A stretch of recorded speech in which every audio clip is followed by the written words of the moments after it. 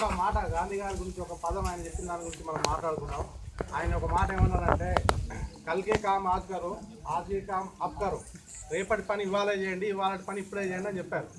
అయితే చాలామంది మనలాంటి వాళ్ళకి డౌట్ వస్తుందంటే, రేపటి పని ఇప్పుడే చేస్తే ఎట్లా చేస్తాం, ఈ రోజు పని ఏం చేయాలి, ఈ రోజు 8 గంటల పని, రేపు 8 గంటల పని, రేపు పని ఇప్పుడు ఎట్లా చేస్తాం.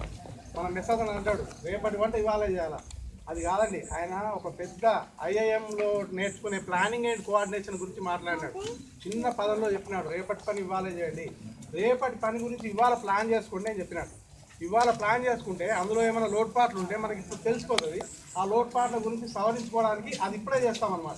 రేపటి పని గురించి ఇప్పుడు ప్లాన్ చేసుకోవడం, ఈరోజు ప్లాన్ చేసుకోవడం, ఈరోజు ప్లాన్ చేసుకున్న దాని గురించి ఇప్పుడే ఏమైనా లోటుపాట్లు ఉంటే సరిదిద్దుకోవడం గురించి ఆయన చెప్పినాడు.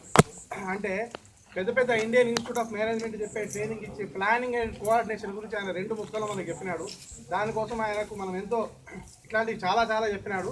కానీ సందర్భం వచ్చింది కాబట్టి ఇది ఒక ముక్క నేను మీకు చెప్దాం అనుకున్నాను. ఇది ఎవరైనా హిందీలో తర్జుమా చేసి చెప్పగలిగితే చాలా బాగుంటుంది. నాకు అంత పర్ఫెక్ట్గా హిందీ రాకపోవచ్చు. థ్యాంక్ యూ అండి, అవకాశం ఇచ్చిన మా మేనేజ్మెంట్ గారికి మనందరికీ మరొకసారి నమస్కారాలు చెప్తూ